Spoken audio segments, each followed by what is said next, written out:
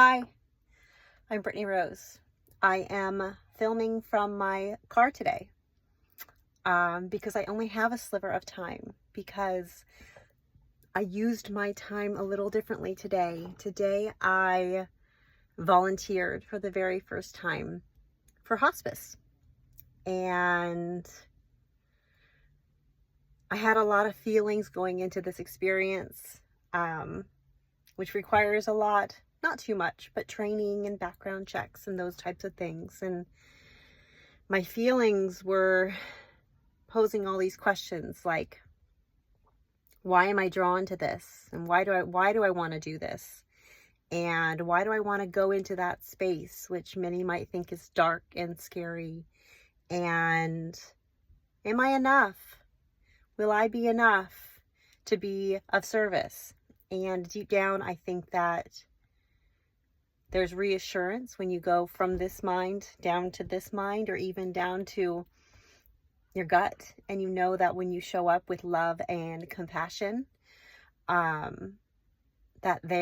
you're always enough. And I am coming out of this experience radiating. I am absolutely blown away with how much just a couple hours fed me. Maybe it even gave me more than it gave those who I was serving. So during my time, I wrote a story that I would like to read to you. It hasn't been edited. It's fresh. My words are scribbled and there's lines through things, but it's something I want to share today, and I hope you enjoy it. It's called The First Sit.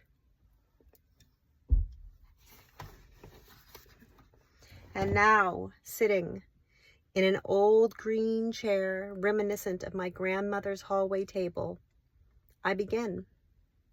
I find myself in the hallway of an old house.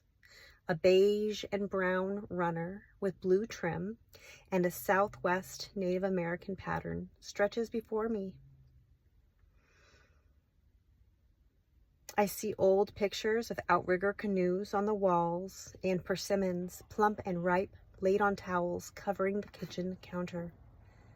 I'd wager a bet that there's a tree in the backyard with just as many.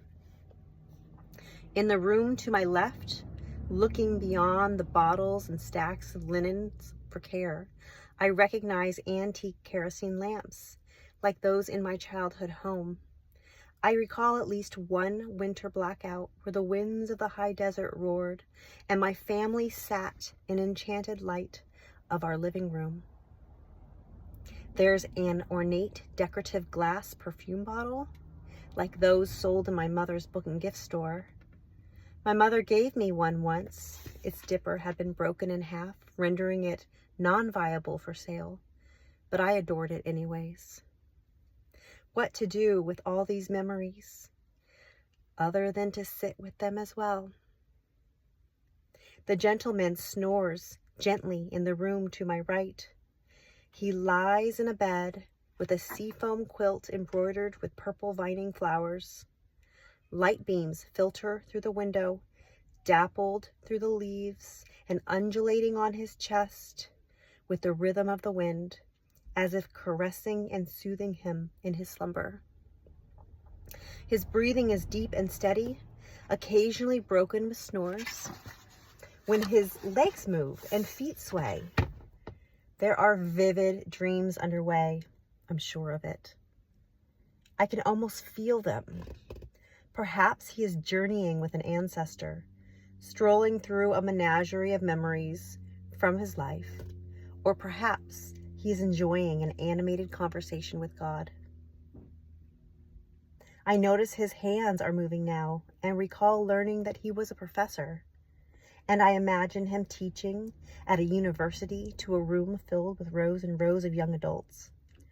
My curiosity gets the best of me, and I look him up on my phone, only to be absolutely dumbfounded by the impact he has had on the field of sociology and mental health. It dawns on me that I am in the presence of a remarkable elder, and I pause in reverence. I read on, reviewing the long list of books he authored, many co-written with a name I recognize as his wife's, the woman I relieved to go run errands nearly an hour and a half ago.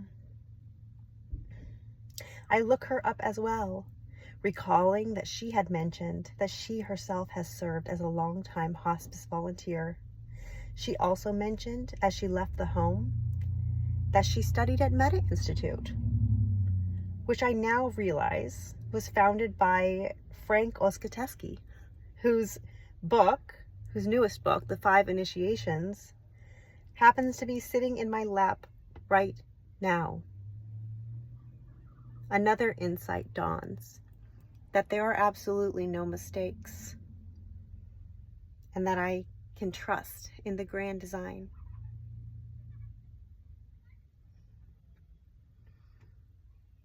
That's the end of what I wrote.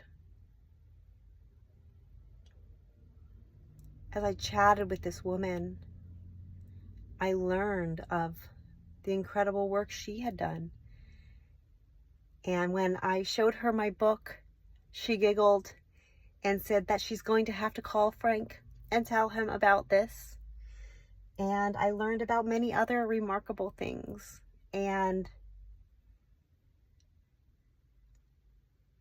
leave this experience with my cup so full, feeling so blessed. And if there's anyone else who's encouraged or curious about being of service in these spaces,